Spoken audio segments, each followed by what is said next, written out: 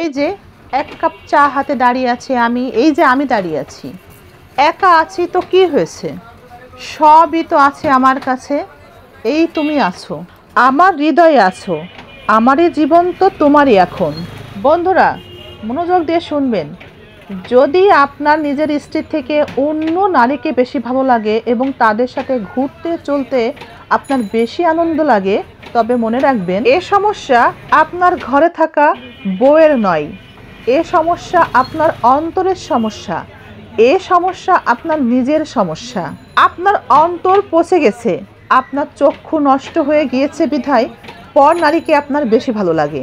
ঘরের হালাল খাবারের থেকে বাহিরের হারাম খাবার তাই আপনার বেশি ভালো লাগে।